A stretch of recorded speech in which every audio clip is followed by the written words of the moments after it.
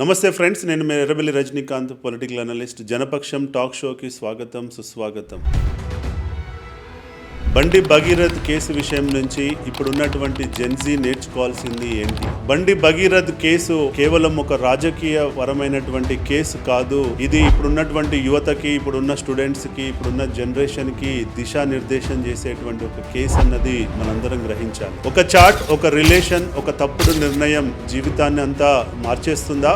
ఒక తప్పుడు పని చేస్తే ఎంత పవర్ ఉన్నా, ఎంత పేరున్నా, ఎంత పలుకుబడి ఉన్నా డిజిటల్ ఫుట్ ప్రింట్ అన్నది మిమ్మల్ని కాపాడదు అన్నది మీరందరూ గ్రహించాలి. టెంపరరీ ఎమోషన్, పర్మనెంట్ కాన్సిక్వెన్సెస్ ఈ కేసు నుంచి బిగ్గెస్ట్ లెసన్ అనేది మనందరం గ్రహించాలి. ఇప్పుడున్న జెన్జీ అందరూ గుర్తుంచుకోవాల్సింది ఏంటంటే, ఒక ఇంపల్సివ్ డిసిజన్, ఒక రాంగ్ రిలేషన్షిప్ అనేది మీ యొక్క ఫ్యూచర్ కెరియర్ తో పాటు మీ యొక్క ఫ్యామిలీ యొక్క రెప్యుటేషన్ ని, పరువుని రోడ్డు మీద పడేస్తుంది అన్నది మీరందరూ గ్రహించాల్సినటువంటి విషయం. ఇప్పుడున్న జెన్జీ ఫ్యూచరిస్టిక్ గా ఆలోచించకుండా తొందరపాటుగా రిలేషన్షిప్స్ లోకి వెళ్ళడం, ఎమోషనల్ గా లాక్ కావడం, అంతే తొందరగా బ్రేకప్స్ తీసుకోవడం, అంతే తొందరగా కేసులు పెట్టుకోవడం, తద్వారా అందరి జీవితాలు నాశనం కావడం, ఇదే కదా మనం చూస్తున్నాము ఈ రోజుల్లో. సో ఇప్పుడున్నటువంటి జెన్జీ అర్థం చేసుకోవాల్సింది ఏంటంటే, మీ కుటుంబంలో మీ పేరెంట్స్ గానీ, మీ పెద్దలు గానీ ఎంతో కష్టపడి ఇక్కడ దాకా వచ్చారు. వాళ్ళు ఎంతో కష్టపడి మిమ్మల్ని చదివిస్తున్నారు. దాన్ని మనం గ్రహించక, దానికి ఒక రెస్పెక్ట్ ఇవ్వకుండా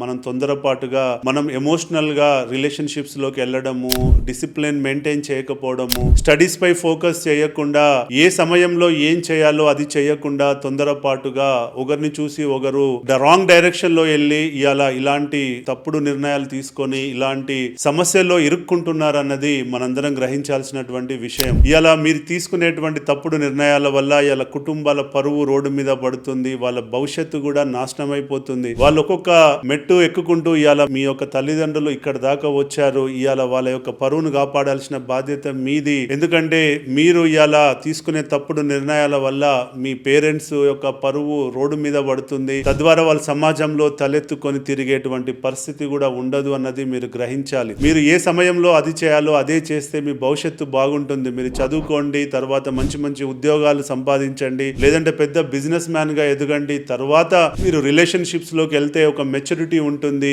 ఆ ఏజ్ కుండే మెచ్యూరిటీ వల్ల కూడా మీరు లాంగ్ టర్మ్ రిలేషన్స్ సక్సెస్ అవుతాయి తప్ప తొందరపాటుగా చదువుకునే రోజుల్లోనే ఇలాంటి రిలేషన్షిప్స్, ఇలాంటి ఫ్రెండ్షిప్స్, ఇలాంటి సిచ్యువేషన్షిప్స్, ఇలాంటి బెంచింగ్ అని చెప్పి తొందరపాటు నిర్ణయాల్లోకి వస్తే ఇవాళ మనం అందరం మన కళ్ళ ముందు ఏం జరుగుతుందో రేపు మీ భవిష్యత్తులో కూడా అదే జరిగేటువంటి పరిస్థితి ఉంటుంది. కాబట్టి జెన్జీ గ్రహించాల్సింది ఏంటంటే, మీ స్పీడ్ అందరికీ తెలుసు, కానీ ఆ స్పీడ్ భవిష్యత్తు నిర్మాణం కోసం, భవిష్యత్తులో ఒక గొప్ప స్థాయికి ఎదగడానికి ఆ స్పీడును వాడాలి తప్ప ఇలా రాంగ్ డైరెక్షన్ లో తీసుకెళ్తే ఇలా బండి భగీరథ్ గారు ఎలా అయితే ఇబ్బందుల్లో ఉన్నారో, వాళ్ళ పేరెంట్స్ ఎంత ఆవేదన చెందుతున్నారో, వాళ్ళ కుటుంబ సభ్యులు ఎంత ఆవేదన చెందుతున్నారో, రేపు మీ కుటుంబాలలో కూడా అదే జరిగే పరిస్థితి ఉంటుంది. కాబట్టి మీరందరూ ఒకసారి ఇప్పుడున్న జెన్జీ బ్యాచ్ మీరు ఆత్మవిమర్శ చేసుకోండి. భవిష్యత్తులో మీ పేరెంట్స్ కూడా ఇలాంటి పెయిన్ ఇవ్వాలి అని అనుకుంటే మీరు చేస్తున్నవన్నీ ఆపేయాల్సిందే. మీరు కూడా భవిష్యత్తులో మీ తల్లిదండ్రుల పరువు మంట కలవద్దు అంటే ఇవాళ మీరు చేస్తున్నవన్నీ ఆపేసి మీరు భవిష్యత్తుపై ఫోకస్ చేస్తే, మీరు ఫోకస్డ్ గా ఉంటే మీ భవిష్యత్తు చాలా